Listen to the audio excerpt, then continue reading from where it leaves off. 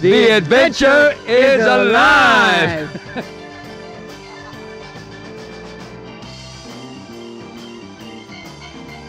Hi there, Turbo Tim here with Born to Be Wild, Montana. My partner Gino's out playing the golf course here on Coeur d'Alene. I think he's teeing off on the floating green.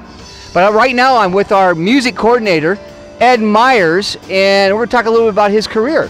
I know, well, first of all, welcome to Born to Be Wild, Montana. Thank you. Welcome to Coeur d'Alene, and I hope Gino gets the shot he needs. Well, look at this backdrop. Not too shabby. That's just gorgeous out there, huh? Lunch if he wins. That's right. If he wins. Gino, you're buying lunch, buddy. Okay. Well, I know you're originally from L.A. You spent a lot of time in Vegas and around the world playing with lots of different groups. Tell us, about your career.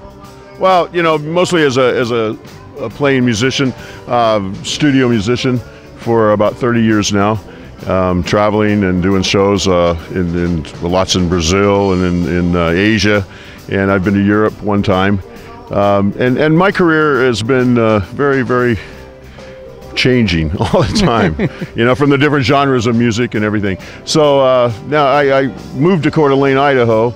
After living in Vegas in 2007, we came back here, and it's very beautiful up here in the Northwest, of course, and a lot of good players, a lot of musicians up here, a lot of good projects going on like your own that you're coming to the table with. So I've mostly been a performing musician and a studio musician since 1982. And you've played with groups such as Blues Image. You were a keyboard player. Everybody knows that music from the 70s. And other kinds of groups. I mean, you seem to go from one genre to the other with no problems. But what's your love in terms of music? What is your... My love is all music that has feeling and soul. And we don't necessarily mean R&B soul, but anything can have soul. Folk music can have soul.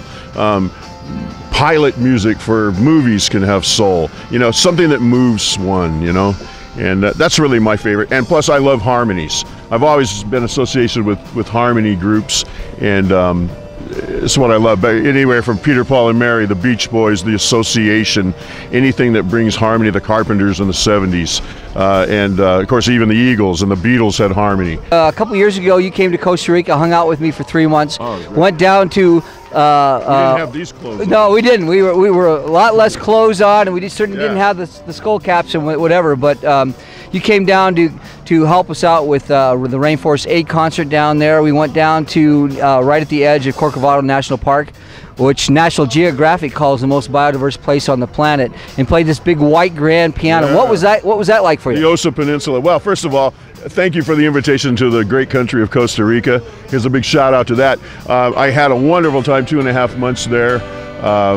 Saw so many things, but to go to this place that is so unique in the world, and the people and the friendliness down there, and to be part of the rainforest cause, being green about life, and taking care of our earth. It was really great. And then somebody as big as the maestro himself, Manuel Obregon, to say to me, hey, please play my piano. Join us, on the stage. And we worked it out with Nancy Buchanan, and we had a song that we did, and I got to play some more thanks to him. It was great to meet him. He's quite a, very well known all over the world, not just in Costa Rica. The story I love is when you were doing a show up in I believe it was around the late 80s sometime. You were doing a show up in San Francisco with Del Shannon, and there was a lot of groups there. And can you take it from there and tell us a little bit about how that happened and how you became a big part of the Platters? Oh, well, I had been working with the great Donnie Brooks, who'd passed a few years back, always putting together great rock and roll shows, always went and got the original artists and the new formations of groups to always keep the torch burning for everything from the doo-wop era all the way through. Donnie was just so much in everybody's lives. He brought so many people together, including, that's how I found Mike Panera, the Blues Image, on the tours of California and stuff. I got to join them on some live shows. That was great.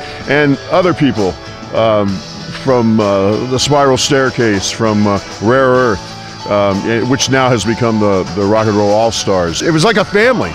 You hear about the Motown family, the Funk Brothers, and all the people jumped on the buses. This is how it was. I mean, traveling around and doing these shows, and the people, there's a lot of baby boomers, and this thing's not going away. We're not all done yet. So they still love to go out and hear quality, good music, and music that reflects that time. I think the music of the 60s and 70s was a very powerful thing, and most people would agree. I don't know if we'll ever see music like that again, to be honest. And there is great music today. Not to live in the past, because we don't. Music, you always got to be open to new ideas and new sounds. And there's some great artists, young artists, and it continues.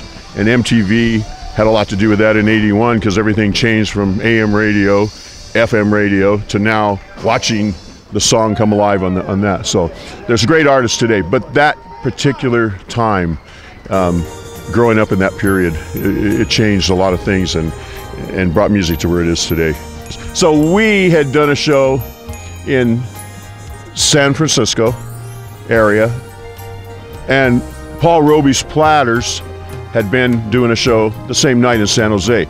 Bobby Day, great for the song Rockin' Robin, knows Paul Roby.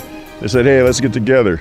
We're right over here on the other side of town. So it somehow ended up we all went out to dinner one night, and we all were just sitting around and exchanging things. And I was in the company of the Platters, of which I've loved their music from the early days. My father had all their albums, and I used to listen to them on the hi-fi and absorb all the great string arrangements. And Zola, of course, they were the first black group to ever have like a chart-topping record, you know, and just really a crossover band, crossover group.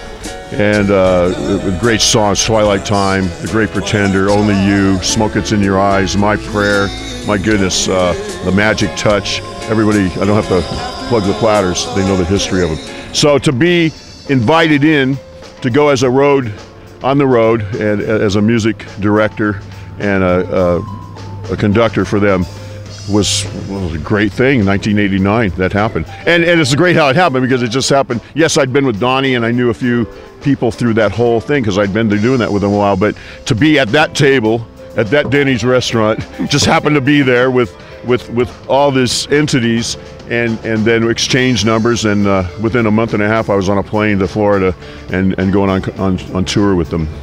And there's only one living member now, and that's Herb Reed, and he still knocks them dead with his shows. And then there's tribute shows, you know, which the music of the Platters hasn't died. The people still want, and the people that represent them don't go out trying to be the Platters. They don't go out trying to be the Coasters or the Drifters, or you know, they give, unless there's original members. You know, the idea is you give the credence. We're carrying the torch of the music. We're not trying to be the absolute wonderful individuals and singers that once put this music out.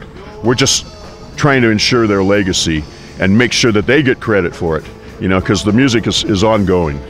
You know, music belongs to everybody, but the credit belongs to the original members. Anyway, I appreciate the time and sharing a little bit of life, and I wish the series the best. And as you called me a coordinator, yes, I'm going to be right here being part of all of it.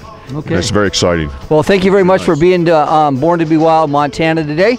Turbo Tim here on behalf of my partner Gino. I hope you got a hole-in-one on the floating green today. And of course, as you can see, the adventure is definitely alive. Look forward to him. Find him on our website at Born to Be Wild, Montana, and find out more about this wild and crazy guy, an amazing musician.